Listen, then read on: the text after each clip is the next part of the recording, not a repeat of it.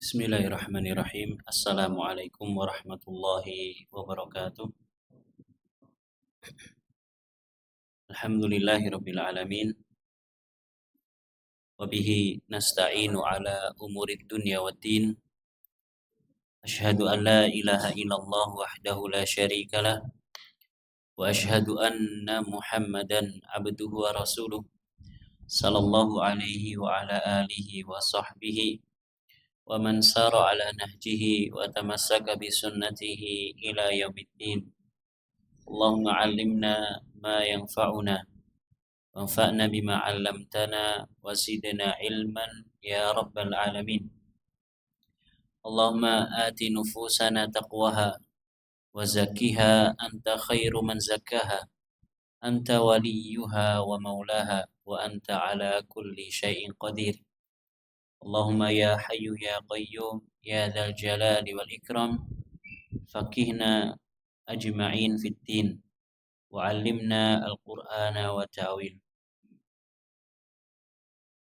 Kita panjatkan puji syukur kehadirat Allah Azza wa Jalla. Salawat serta salam semoga senantiasa tercurahkan kepada baginda kita, uswah hasanah kita, Nabi Agung Muhammad sallallahu alaihi wasallam, kepada keluarga beliau, para sahabatnya, serta segenap umat yang setia mengikuti jalan hidup beliau dengan baik dan benar. Bapak, Ibu, dan hadirin rahimakumullah, kita doakan saudara-saudara kita dari kalangan kaum muslimin yang tertimpa musibah bencana alam di tanah air. Semoga Allah Subhanahu wa taala ringankan musibah mereka. Semoga yang diwafatkan dalam musibah tersebut diwafatkan oleh Allah Subhanahu wa taala dalam keadaan husnul khatimah, diterima semua amal ibadahnya, diampuni semua kesalahan dan dosa-dosanya. Kemudian mereka yang masih hidup diberikan kekuatan oleh Allah Subhanahu wa taala, ketabahan, kesabaran, dan juga ganti yang lebih baik dari apa yang telah diambil oleh Allah Subhanahu wa taala. Amin ya rabbal alamin. Bapak, Ibu, dan hadirin rahimakumullah, barangkali ini adalah pertemuan yang terakhir dari tafsir surat Al-Balad, ayat yang ke-12 hingga 16. Firman Allah Subhanahu wa taala, "Wa ma adraka mal 'aqabah fakku raqabah." Maaf, ayat 11 hingga 16. Falaqtahamal 'aqabah wa ma adraka mal 'aqabah fakku raqabah au it'amu fi yaumin dzi masghabah yatiman dza maqrabah au miskinan dza matrabah.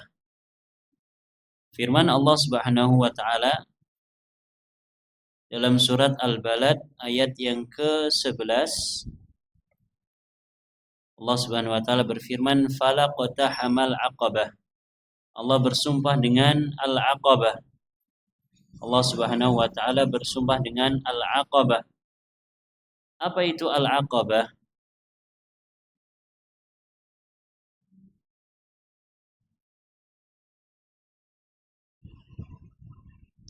Falaqtahamal aqabah, kata Allah Subhanahu wa taala, ayat yang keberapa ini tadi? Ke-11. Tetapi dia menempuh jalan yang mendaki lagi sukar. Al-aqabah tafsirkan oleh Imam Ibnu Katsir dalam beberapa riwayat yang beliau bawakan. Di antaranya adalah al-aqabah adalah darajatun fi jahannam, tangga yang naik tinggi yang ada di dalam neraka jahanam. Ada pula yang mengatakan, disebutkan oleh Imam Ibnu Katsir, al-aqabah dalam ayat ini maknanya adalah jabalun fi jahannam, salah satu gunung yang berada di dalam neraka jahanam. Maka ayat yang ke-11 ini, falaqtahamal aqabah, maknanya adalah tetapi manusia justru menempuh jalan yang mendaki lagi sukar, yaitu jalan yang menanjak, terjal, yang berada di dalam neraka jahanam, yang berupa bukit atau gunung yang ada di dalam neraka jahanam. Kemudian ayat yang berikutnya Allah mengatakan, wa ma adraka mal aqabah. Tahukah kalian apakah al-aqabah itu? Tahukah kalian apakah jalan yang mendaki lagi sukar itu? Imam Ibnu Katsir memberikan penafsiran, falaqtahamal aqabah, maknanya adalah afala salakat tariqal lati fiha an-najah wal khair thumma bayyanaha faqala wa ma adraka mal aqabah fakku raqabah au it'amun fi yaumin dzi masghabah. Allah sebutkan bahwa manusia ternyata justru memilih jalan yang terjal. Dan ternyata jalan yang terjal ini susah untuk ditempuh. Dan ternyata jalan yang susah ditempuh ini berada di dalam neraka. Lalu bagaimana solusi untuk bisa keluar dari jalan yang terjal semacam ini? Allah sebutkan solusinya adalah fakku raqabah. Di antaranya adalah dengan membebaskan budak. Caranya adalah dengan membebaskan budak. Fakku raqabah. Fakku raqabah. Fakku itu melepaskan. Ar-raqabah maknanya adalah ikatan yang berada pada leher. Maknanya adalah budak. Budak itu seakan-akan dia terikat lehernya. Ya, seperti kita memiliki hewan, kita pasti akan ikat lehernya. Nah, budak seperti itu digambarkan oleh Allah Subhanahu wa taala, ya dia seperti benda yang diikat lehernya. Maka di antara solusi, di antara cara untuk menghindarkan diri dari menempuh jalan yang terjal, yaitu gunung yang ada di dalam neraka, sebagaimana disebutkan oleh Imam Ibnu Katsir dari beberapa para salaf, caranya adalah dengan memerdekakan budak, fakku raqabah. Kemudian Imam Ibnu Katsir menyebutkan beberapa hadis. Di antaranya riwayat yang disebutkan oleh Imam Ahmad dari Sa'id bin Marjanah, dia mengatakan, saya mendengar Abu Hurairah radhiyallahu anhu mengatakan, qala Rasulullah sallallahu alaihi wasallam, Rasulullah bersabda, man a'taqa raqabatan mu'minatan a'taqallahu bikulli irbin ay udwin minha irban minhu minan nar hatta innahu la yu'taqa bil yadi al yad wa bil rijli ar rijl wa bil farj al farj. Kata Nabi sallallahu alaihi wasallam, barang siapa yang memerdekakan seorang budak yang beriman. Kata Nabi, siapa saja orangnya, dia memerdekakan seorang budak yang beriman.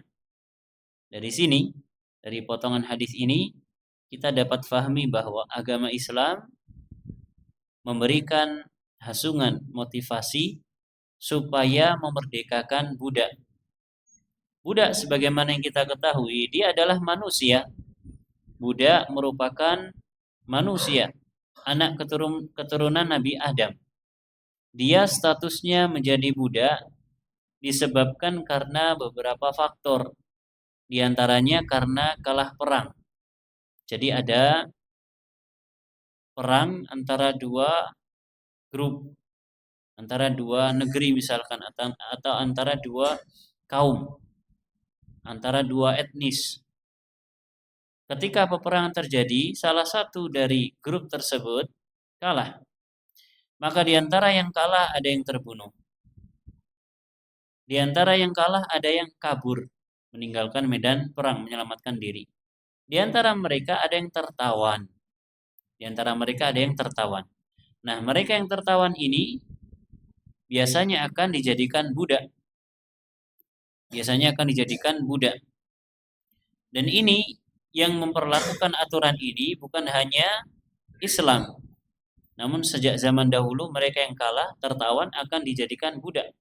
Dipekerjakan, kemudian statusnya di bawah manusia yang merdeka. Maka dalam agama Islam banyak sekali motivasi, hasungan untuk memerdekakan budak. Di antaranya adalah tatkala seseorang bersumpah, kemudian dia tidak mampu memegang sumpahnya, dia melanggar sumpahnya, maka ada namanya kafaratul yamin, membayar sumpah. Di antara yang dijadikan kafarah dalam masalah sumpah adalah memerdekakan budak. Dalam Islam, ya, memerdekakan budak itu sangat dianjurkan. Maka Nabi mengatakan man a'taqa raqabatan, barang siapa yang memerdekakan seorang budak. Budak ini tadi ketika dia kalah perang, ditawan, kemudian dia diperjualbelikan.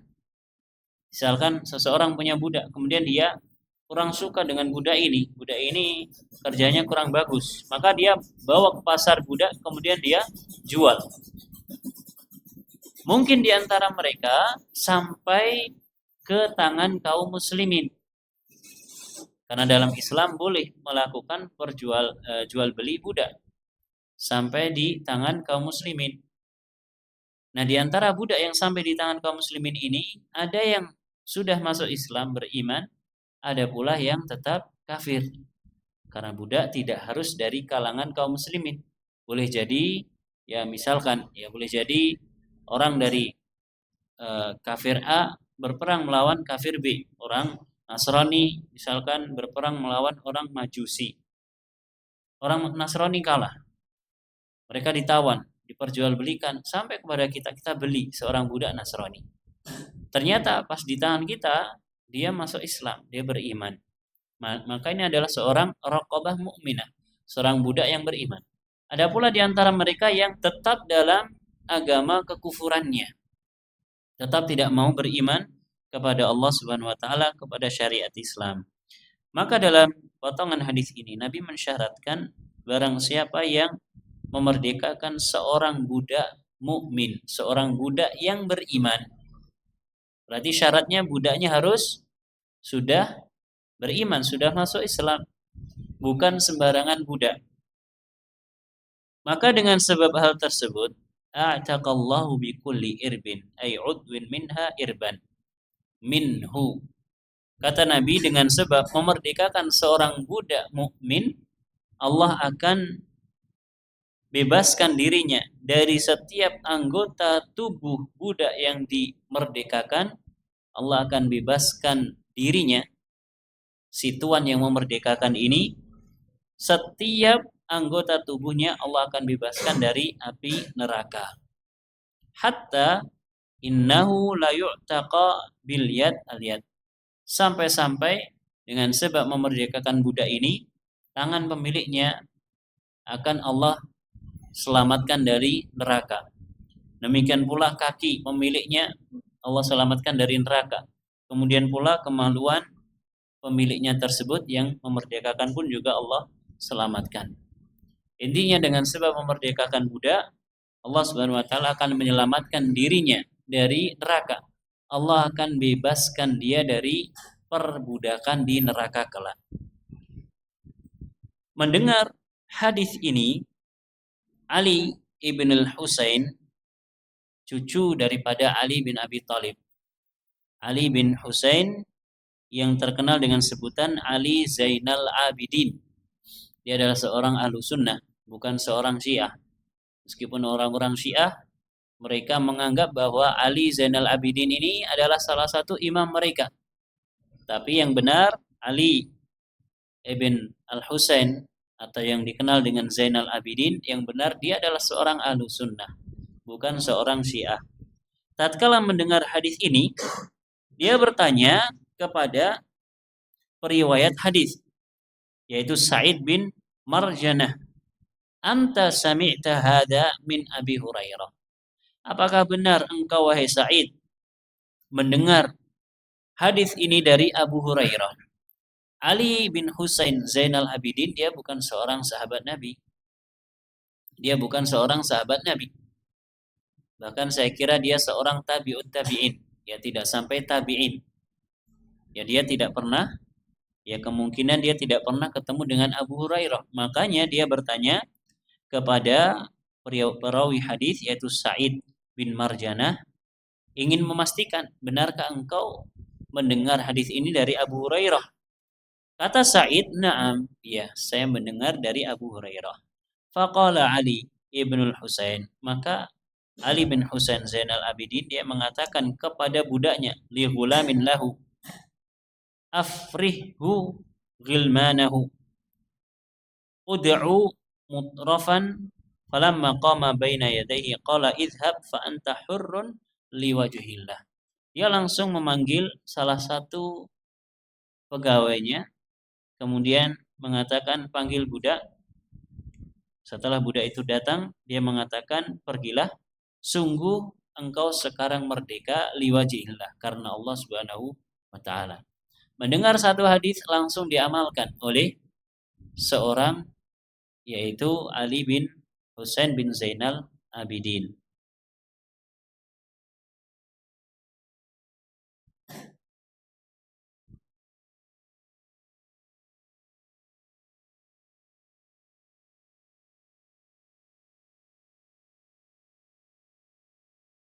Bapak Ibu dan hadirin rahimakumullah, saya lagi nyari satu riwayat yang lain tentang Ali Zainal Abidin, bahwasanya budak yang dia merdekakan tersebut tidak hanya dilepaskan merdeka, wis saiki kowe merdeka, sudah bukan budak lagi.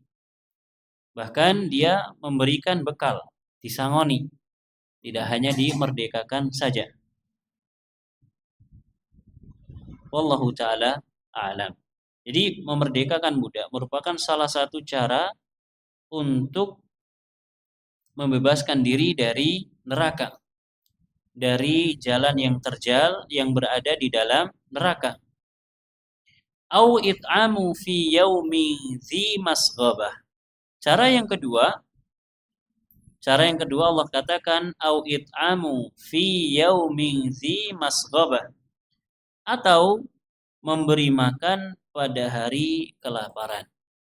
Memberikan makan, bersedekah berupa makanan, memasak makanan dengan jumlah yang banyak, kemudian dibagikan kepada orang-orang yang kelaparan. Kalau beberapa waktu lalu kita menyaksikan saudara-saudara kita di Palestina, mereka kelaparan, tertimpa badai, kehujanan, kebanjiran. Dan sekarang kita menyaksikan bagaimana saudara-saudara kita di tanah air yang tertimpa musibah. Tentu musibah yang Allah timpakan itu tidak lepas dari ulah tangan manusia. Namun tatkala mereka merasakan kelaparan, kesulitan, semua akses tertutup, tidak ada jalan yang bisa ditempuh, alat komunikasi terputus, tidak ada penerangan dan seterusnya, tidak ada air bersih, maka hendaknya kita memiliki andil dalam memberikan bantuan kepada mereka. Mereka dalam kondisi yang sangat membutuhkan. Dan ini akan menjadi sebab seseorang terlepas dari belenggu neraka, terlepas dari al-aqabah, jalan yang terjal yang ada di dalam neraka jahanam. Au it'amu fi yaumin dzi masghabah, memberikan makan kepada orang-orang yang berada dalam kondisi kelaparan. Kata Ibnu Abbas, zi maja'ah, tatkala kelaparan melanda. Tatkala kelaparan melanda. Ibrahim An-Nakhai mengatakan fi yaumit ta'amu fihi aziz. Di hari di mana makanan tatkala itu sangat aziz. Apa artinya aziz? Mulia, sangat berharga. Betul-betul dibutuhkan. Ini akan sangat bermanfaat. Sangat bermanfaat. Ketika kita melihat orang kelaparan, dia betul-betul butuh kepada makanan. Maka tatkala kita memberikan makanan kepadanya, makanan tersebut sangat bermanfaat untuk dirinya. Makanan tersebut sangat bermanfaat kepada dirinya.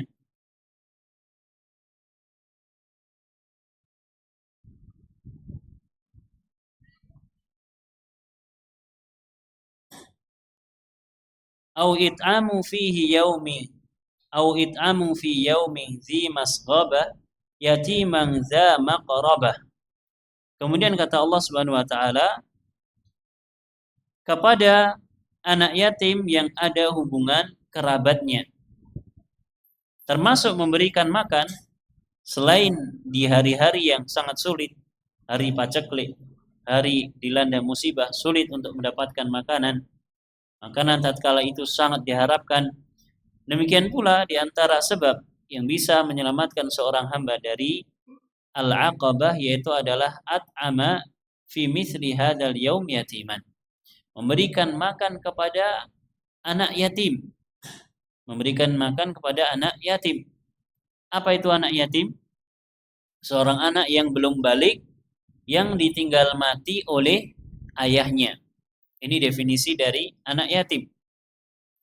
Anak kecil yang belum balik dan dia ditinggal mati oleh bapaknya. Adapun anak yang belum balik dan dia ditinggal mati oleh ibunya, maka tidak disebut sebagai anak yatim dalam istilah syariat. Dan hukumnya pun berbeda. Hukumnya pun berbeda. Bagaimana dengan anak yatim yang sudah tidak balik lagi? Sudah SMA, sudah kuliah, saya anak yatim, mau minta sumbangan. Loh, dengan sudah kuliah, sudah tidak yatim lagi. Yatim itu kalau belum balik. Kalau sudah balik maka sudah tidak yatim lagi. Ya, sudah tidak yatim lagi. Kalau seperti itu banyak anak yatim. Ya mungkin mayoritas kita yang duduk di sini anak yatim. Bapaknya sudah meninggal. Allahu musta'an. Adapun jika ibunya yang meninggal maka tidak disebut sebagai yatim. Dan dalam bahasa kita disebut dengan piatu. Namun hukumnya berbeda. Hukumnya tidak seperti seorang anak yang belum balik yang ditinggal meninggal oleh ayahnya. Yatiman za maqrabah, memberikan makan kepada anak yatim yang memiliki hubungan kekeluargaan. Yang memiliki hubungan kekeluargaan. Dan ini lebih utama. Ini lebih utama. Sebagian orang mereka sampai membuat panti asuhan, menampung anak-anak yatim, anak-anak yang terlantar. Tapi mungkin ada di antara kerabatnya atau bahkan saudaranya yang yatim, tapi tidak dipedulikan. Dengan alasan nggak mau gabung sama panti kita, maunya di rumahnya sendiri. Tidak bisa seperti itu. Anak yatim yang memiliki kekerabatan tentu lebih utama untuk diberikan santunan. Salman bin Amir dia mengatakan, sami'tu Rasulullah sallallahu alaihi wasallam yaqulu, saya mendengar Rasulullah bersabda, as-sadaqatu 'alal miskin shadaqah wa 'ala dzirrahimi isnatan shadaqatun wasilah. Kata Rasulullah, sedekah yang diberikan kepada orang miskin itu terhitung sebagai sebuah sedekah. Kalau kita bersedekah kepada salah seorang miskin, maka itu dianggap sebagai satu sedekah. Namun, kalau kita bersedekah kepada orang yang memiliki hubungan rahim dengan kita, maka itu dihitung sebagai sedekah dan bentuk silaturahim, menyambung tali rahim, menyambung tali persaudaraan. Au miskinan za matrabah, atau memberikan makan kepada orang miskin yang sangat fakir. Orang miskin yang sangat fakir. Kata Imam Ibnu Katsir, faqiran mutqa'an lasiqan biturab. Saking fakirnya dia itu tidurnya digeletak di tanah. Ya, orang-orang yang tidak memiliki rumah. Kata Imam Ibnu Abbas, huwal matruhu fit tariq allazi la baita lahu wa la syai'a yuqihi aw yaqihi minat turab. Itu orang-orang yang terlantar di jalanan. Mereka tidak memiliki rumah dan tidak memiliki sesuatu yang bisa mereka gunakan sebagai alas yang menjadi penghalang antara dirinya dengan tanah. Yatiman au miskinan za matrabah, orang-orang yang tidak memiliki tempat tinggal sehingga mereka tidur tanpa alas, beralaskan tanah, beratapkan langit. Homeless, tidak memiliki rumah. Kalau kita memberikan makan kepada mereka, maka ini adalah salah satu sebab terselamatkan dari al-aqabah, jalan yang terjal, jalan yang sukar, yang menanjak yang ada di dalam neraka jahanam. Au miskinan za matrabah. Thumma kana minal ladzina amanu wa tawasaw bis sabri wa tawasaw bil marhamah. Kemudian ini semua sebab-sebab yang telah kita sebutkan, apa saja tadi? Membebaskan budak dari perbudakan. Disyaratkan budaknya harus budak yang sudah beriman. Kemudian memberikan makanan di hari kelaparan, di hari di mana makanan sangat dibutuhkan, seperti yang mungkin menimpa sebagian saudara-saudara kita yang sedang tertimpa musibah. Kemudian yang ketiga, memberikan makanan kepada anak yatim yang memiliki hubungan kerabat dengan kita. Kemudian yang keempat, memberikan makanan kepada orang miskin yang sangat fakir. Saking fakirnya sampai tidak memiliki tempat tinggal. Tidurnya di jalan-jalan. Tidak memiliki tempat tinggal. Ini semua menjadi sebab keselamatan dari jalan yang sukar, yang terjal, yang ada di dalam neraka jahanam, dengan syarat yaitu adalah dia harus orang yang beriman. Kata Allah Subhanahu wa taala, "Tsumma kana minal ladzina amanu wa tawasaw bis sabri wa tawasaw bil marhamah." Lalu dia termasuk orang-orang yang beriman, kemudian berwasiat dalam kesabaran dan berwasiat untuk saling berkasih sayang. Maknanya apa? Kalau seseorang beramal dengan amal soleh, dengan amal-amal kebajikan, memerdekakan budak, sehingga dia yang statusnya budak bisa menjadi merdeka, menjadi manusia yang normal seperti yang lainnya, tidak menjadi barang lagi. Atau dia memberikan makan di hari yang sangat sulit, dan ini sangat utama.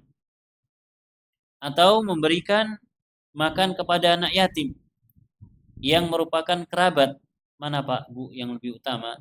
Ngasih makan kepada anak yatim yang merupakan kerabat, atau ngasih makan pada orang-orang yang kelaparan di hari yang lagi sulit makanan, di hari yang makanan sangat dibutuhkan? Mana yang lebih utama? Anak yatim atau kelaparan? Sesuai dengan urutan ayatnya. Allah sebutkan yang pertama memerdekakan budak. Ini yang lebih utama. Karena dia levelnya dari budak, dari barang menjadi manusia merdeka, manusia yang utuh sepenuhnya. Kemudian level setelahnya, tingkatan berikutnya adalah memberikan makan, memberikan sedekah berupa makanan ketika orang-orang kelaparan. Tentu orang-orang tidak hanya 1-2 saja, banyak. Maka ini lebih utama dibandingkan memberikan makan kepada seorang kerabat yang yatim. Kerabat yang yatim mungkin ada kerabat yang lain yang akan membantunya. Dan dia mungkin jumlahnya hanya berapa orang saja. 3 orang, 2 orang. Tapi kalau ya masa paceklik, masa di mana kelaparan tersebar luas, makanan sangat dibutuhkan, banyak yang sedang kelaparan, tentu lebih utama. Kematian mengancam mereka. Kematian mengancam mereka. Kemudian yang level berikutnya, tingkatan berikutnya adalah memberikan apa tadi? Makanan kepada orang yang miskin, yang tidak memiliki tempat tinggal sama sekali. Ini level yang berikutnya. Jadi kalau kita mau memikirkan untuk bersedekah, coba kita lihat ayat-ayat semacam ini. Saya punya uang misalkan. Saya punya uang 100 juta, mau saya alokasikan untuk sedekah. Pertama kali apa Pak kira-kira? Memerdekakan budak. Enggak ada budak sekarang. Enggak ada budak lagi. Coba kita lihat ayatnya, berarti turun yang bawahnya, memberikan makanan di waktu sulit. Waktu sulit-sulitnya. Coba kita lihat saudara-saudara kita di Sumatera, akses tertutup, listrik tidak ada, sinyal tidak ada. Mau keluar sulit, khawatir akan ada musibah susulan, banjir susulan. Demikian pula yang diterjang lahar dingin di Lumajang misalkan. Sulit. Ya, sulit, akses terputus dan seterusnya. Maka mereka lebih utama untuk kita dahulukan dalam bersedekah. Kalau mereka sudah ada yang yang mengurus, misalkan sudah tertangani, alhamdulillah sudah nyaman, sudah aman, maka beralih kepada yang berikutnya dan berikutnya. Wallahu taala a'lam. Namun semua ini tidak bermanfaat jika seseorang yang melakukannya tidak beriman. Maka syaratnya adalah pelakunya harus seorang mukmin. Tsumma kana minal ladzina amanu. Dia termasuk orang-orang yang beriman. Dia termasuk orang-orang yang beriman. Karena Allah Subhanahu wa taala tidak akan menerima amalan kebajikan apapun kecuali dengan syarat keimanan. Orang yang kafir, orang yang tidak beriman, maka amalan yang mereka tunaikan sia-sia. Amalan yang mereka kerjakan akan sia-sia. Allah Subhanahu wa taala mengatakan, "Wa man aradal akhirata wa sa'a laha sa'yaha wa huwa mu'minun fa ulaika kana sa'yuhum mashkura."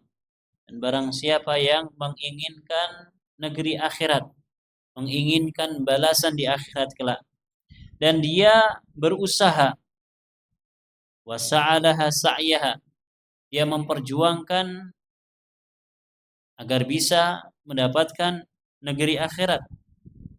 Wa huwa mu'min, dan dia adalah seorang yang beriman. Kalau tidak beriman, tidak ada gunanya. Kalau tidak beriman, tidak berguna. Fa ulaika kana sa'yuhum mashkura. Kalau dia beriman, maka upaya, usaha yang dia lakukan itu akan diberikan balasan oleh Allah Subhanahu wa taala. Allah juga mengatakan, "Man 'amila shalihan min dzakarin au untha wa huwa mu'min." Barang siapa yang beramal kebajikan, beramal saleh, apapun bentuknya, ibadah, sedekah ataupun yang lainnya, wa huwa mu'min, min dzakarin au untha, baik laki-laki ataupun perempuan, wa huwa mu'min, dan dia adalah orang yang beriman. Tanpa keimanan tidak ada maknanya. Dan telah berlalu pembahasan tentang surat Al-Ghasyiyah. Hal ataka hadithul ghasyiyah wujuhu yawma idzin khasyi'ah amilatun nasibah. Mereka beramal dengan susah payah.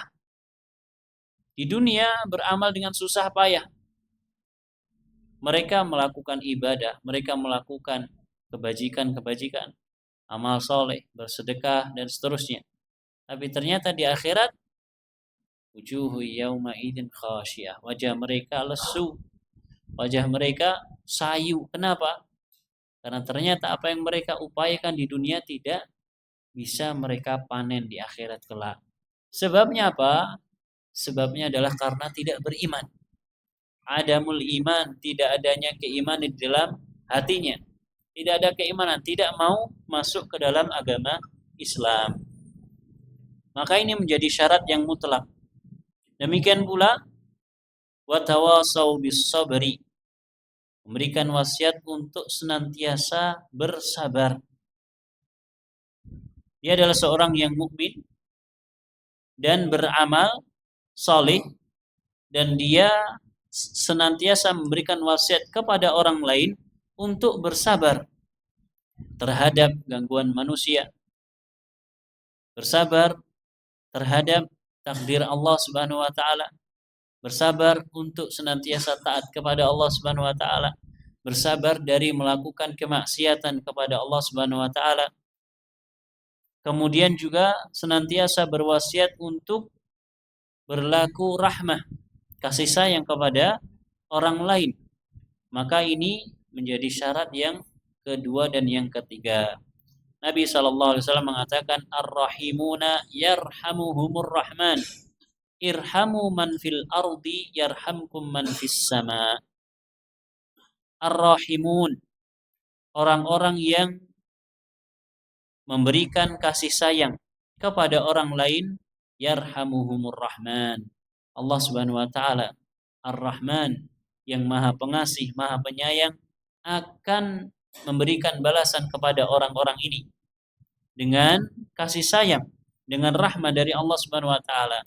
Maka Nabi katakan, irhamu man fil ard, berikanlah kasih sayang kepada orang-orang, kepada makhluk yang ada di atas muka bumi, yarhamkum man fis sama, maka Allah Subhanahu wa taala yang berada di atas, dia akan memberikan kasih sayangnya kepadamu. Hadis ini Bapak Ibu rahimakumullah adalah hadis yang senantiasa dibacakan oleh para ulama tatkala memulai pelajaran. Misalkan mau memulai membaca kitab tafsir, maka setelah membaca salam, salawat, dan muqaddimah, biasanya mereka membaca hadis ini sembari membacakan rantai riwayatnya, dan ini dilakukan dari zaman ke zaman. Saya lupa istilahnya, ini hadis musalsal apa seperti itu, saya lupa istilahnya. Namun ini senantiasa dibaca sebagai pengingat untuk orang alim tersebut, ulama tersebut, dan juga untuk para penuntut ilmu, bahwasanya kita sangat membutuhkan rahmah dari Allah Subhanahu wa taala, kasih sayang dari Allah Subhanahu wa taala, dan hendaknya kita saling berkasih sayang sesama kita yang duduk di majelis ilmu ini, seakan-akan memberikan pengingat seperti itu. Ulaika ashabul maimanah, maka orang yang semacam ini dengan sifat-sifat yang telah kita bacakan, mereka adalah orang-orang yang berada di golongan kanan. Walladzina kafaru biayatina hum ashabul masy'amah. Adapun orang-orang yang kufur terhadap ayat-ayat kami, mereka adalah golongan kiri. Alaihim narum muqsadah, atas mereka akan ditimpakan neraka yang mereka akan berada di dalam neraka yang ditutup rapat, yang ditutup dengan rapat, dimasukkan ke dalam neraka kemudian tidak mampu untuk keluar, tidak diberikan kesempatan oleh Allah Subhanahu wa taala untuk keluar dari neraka tersebut. Wallahu taala a'lamu bissawab. Bapak Ibu rahimakumullah, masih ada waktu. Kita coba membaca apa yang disebutkan oleh Imam Abdurrahman ibn Nasir As-Sa'di dalam tafsirnya. Beliau mengatakan, "Tsumma fassara hadhil aqabah biqaulihi fakku raqabah." Kemudian Allah Subhanahu wa taala menafsirkan makna dari aqabah dalam ayat yang ke-11 atau ke-10. Maknanya adalah fakku raqabah, fakwaha minar riqi bi'itqiha au musa'adatiha ala adai kitabatiha, memberikan memerdekakan seseorang dari perbudakan. Fakku raqabah, memerdekakan seseorang dari perbudakan, atau memberikan bantuan kepada budak tersebut supaya dia bisa melakukan mukatabah. Mukatabah itu adalah seorang budak, dia ingin menyicil harga dirinya kepada tuannya supaya dimerdekakan oleh tuannya. Misalkan seperti ini, saya punya budak. Budak tersebut beriman. Kemudian dia mengatakan, Tuan, saya ingin merdeka. Bisa nggak saya nyicil? Ya sudah, kamu dulu saya beli harganya 10 juta. Kamu nyicil dari sekarang per bulan 500.000 misalkan. Setiap bulan dia nyicil ke saya. Dia ngumpulin uang nyicil ke saya sampai lunas supaya dia bisa merdeka. Kalau sudah lunas, saya akan umumkan bahwasanya budak saya ini sudah merdeka dengan mukatabah. Nah, budak yang kondisinya semacam ini butuh bantuan. Butuh bantuan karena dia mengupayakan supaya dirinya jadi merdeka. Ini disebut dengan musa'adatuha ala adai kitabatiha, memberikan bantuan kepada budak tersebut supaya dia bisa merdeka. Dan ini sangat dianjurkan. Dan bahkan zakat mal itu dialokasikan untuk memberikan bantuan mukatabah atau mukatib, seorang budak yang ingin merdeka dengan membayar kepada tuannya. Alhamdulillah kita sekarang hidup di zaman yang sudah terbebas dari perbudakan. Dan bahkan dinyatakan bahwasanya dalam undang-undang negeri kita perbudakan di atas dunia harus dihapuskan. Dan ini tentu didukung oleh agama kita. Alhamdulillah. Coba kalau perbudakan masih ada, ya jangan katakan enak saya nanti punya budak. Saya punya budak perempuan yang cantik. Siapa bilang? Ya kalau kita tuannya, kalau kita budaknya gimana? Kalau kita budaknya gimana? Kadang seseorang berpikir hanya enaknya saja. Coba ya kalau zaman sekarang masih ada budak. Saya bisa punya budak. Gak perlu punya karyawan. Kalau karyawan kerja, ada gajinya. Kalau budak, yang penting kasih makan. Dia mau nggak mau harus taat kepada kita. Bahkan dia mau ibadah saja harus izin sama kita. Ya kita yang ngatur dia. Kita punya budak perempuan, bisa kita jual belikan, kita bosan, tinggal kita jual. Ya kalau kita berpikir enaknya seperti itu. Coba kita berpikir tidak enaknya. Kalau kita yang jadi budak, kayak apa rasanya? Alhamdulillah, ya perbudakan sudah tidak ada lagi ya di zaman kita. Kalaupun ada mungkin di negeri-negeri tertentu. Dan tentu masih ada negara-negara tertentu yang menginginkan hal tersebut. Makanya masih ada perang. Kenapa? Karena ingin mengalahkan kemudian memperbudak. Dan kita menyaksikan betul bagaimana sejarah yang ada di tanah air kita. Wallahul musta'an. Satu baris lagi, wa min babi aula fakakul asiril muslim indal kuffar. Dan yang lebih utama lagi yaitu melepaskan tawanan muslim yang ada di tangan orang-orang kafir. Kita perang dengan orang kafir. Ternyata ada di antara kaum muslim yang tertawan di mereka. Maka memerdekakan, menebus tawanan muslim tersebut lebih utama. Kenapa? Karena berada di kekuasaan orang kafir. Tentu lebih utama dibandingkan kita punya budak kemudian kita merdekakan. Kalau kita punya budak, kita seorang mukmin, kita seorang muslim. Kalaupun dia tidak merdeka, dia tetap jadi budak kita, aman.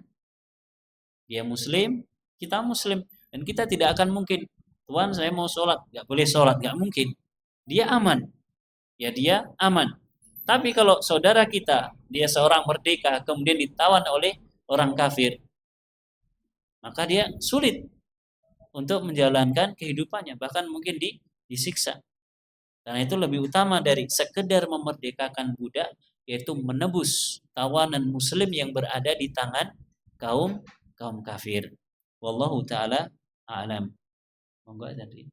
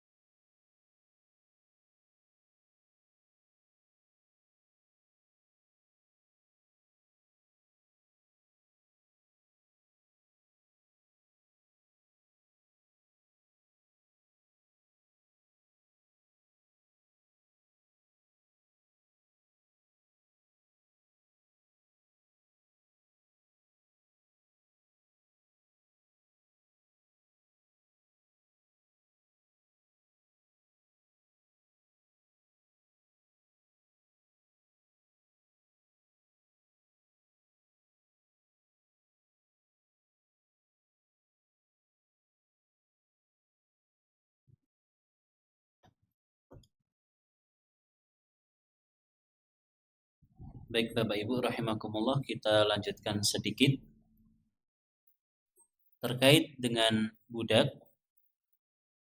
Seorang anak, sebagaimana disebutkan oleh Nabi SAW, dia tidak mungkin bisa membalas kebaikan orang tuanya kecuali dengan satu cara saja, yaitu adalah jika seorang anak tersebut mendapati orang tuanya atau salah satu dari orang tuanya dalam keadaan menjadi budak, kemudian dia beli orang tuanya yang jadi budak tersebut, kemudian dia merdekakan. Ini saja yang bisa menebus kebaikan orang tua bagi seorang anak. Maknanya berarti memerdekakan budak ini memiliki kedudukan yang tinggi dalam agama kita, yang melepaskan seorang hamba dari jeratan perbudakan kepada hamba yang lainnya. Melepaskan jeratan seorang hamba kepada hamba yang lainnya. Ya, kita semua adalah hamba. Kita semua adalah hamba abdun. Tapi kita punya abdun, juga punya budak. Maka dengan memerdekakan budak, budak tersebut terlepas dari penghambaannya kepada kita. Dan yang paling mulia adalah hal tersebut, memerdekakan budak yang mana budak tersebut adalah orang tua dari seseorang itu sendiri. Kita habiskan paragraf ini, au it'amun fi yaumin dzi masghabah, memberikan makan kepada orang-orang di waktu sulit, ai maja'atin syadidah, di waktu kelaparan yang sangat, yang sedang melanda, bi an yut'ima waqtal hajah asyaddan nasi hajatan, yaitu memberikan makan di waktu hajat, di mana manusia sangat butuh sekali terhadap makanan. Yatiman dza maqrabah, ay jami'an baina kaunihi yatiman wa faqiran dza qarabah. Dan juga memberikan makan kepada anak yatim yang dia memiliki sifat, selain dia seorang anak yatim, dia juga fakir dan merupakan bagian dari kerabat kita. Tidak semua kerabat kita kaya, mungkin ada yang miskin. Dan mungkin di antara yang miskin tersebut ada yang masih yatim. Ya, ada yang masih yatim. Maka ini tentu memiliki keutamaan di sisi Allah Subhanahu wa taala. Seorang anak yatim masih kerabat dan miskin pula. Dan sebaliknya, tidak semua anak yatim itu miskin. Wonten napa mboten, Mbak? Anak yatim yang kaya, bapaknya miliarder dan dia anak tunggal. Misalkan dia anak laki-laki tunggal, bapaknya miliarder, bapaknya nggak punya saudara, bapaknya yang meninggal juga tidak punya orang tua, orang tuanya sudah nggak ada, bapak ibunya nggak ada. Berarti yang ditinggal meninggal hanya si anak laki-laki ini dan ibunya, istri dari laki-laki yang meninggal, ya kan? Istrinya dapat berapa? 1/8 harta. Anaknya dapat sisanya. Berarti 1 per berapa? 1/2. 1/8. 7/8. Maknanya kalau orang punya, misalkan contoh mudahnya, sederhananya, kalau ada orang punya uang 100 juta, berarti dapat berapa? Angel. Allah musta'an. Ada anak yatim yang kaya, ketika meninggal oleh orang tuanya, oleh bapaknya, dalam keadaan kaya. Ada. Ya, maknanya tidak semua anak yatim itu miskin. Ada yang kaya. Makanya di awal surat An-Nisa ada yang disebut dengan waliyu al-yatim, orang yang mengurusi anak yatim. Orang yang mengurusi anak yatim ini bisa jadi dia memang ditunjuk sama bapaknya sebelum meninggal. Diberikan wasiat, nanti kalau saya meninggal, anak saya yatim, tolong diurusi. Apa yang diurusi? Ya si anaknya dan hartanya. Ini Allah sebutkan di awal-awal surat An-Nisa. Bagaimana kita bermuamalah dengan mereka dan juga dengan harta mereka. au miskinan dza matrabah, atau memberikan makanan kepada orang miskin yang sangat qad laziqa biturab minal hajati wad darurah. Orang miskin yang dia tidurnya di atas tanah secara langsung karena sangat butuh, sangat memiliki hajat, bahkan sangat dalam keadaan darurat. Dan ini mungkin kita jumpai sebagian orang miskin sampai dalam titik yang semacam ini, saking miskin yang sampai nggak punya rumah, terlilit hutang misalkan, rumahnya diambil sama bank, kendaraannya diambil, sawahnya diambil, akhirnya dia terusir dari rumahnya sendiri dalam keadaan miskin, fakir, tidak punya apa-apa, kelontang-kelantung di jalanan. Awalnya mungkin dulu kaya, kemudian dia jatuh miskin sampai tidak memiliki rumah. Maka memberikan makan kepada orang semacam ini menjadi salah satu sebab seseorang terselamatkan dari api neraka, dari al-aqabah, jalan yang terjal, yang sulit, yang ada di dalam neraka jahanam. Wallahu taala a'lamu bishawab. Bapak Ibu dan hadirin rahimakumullah. Ini yang bisa kita baca.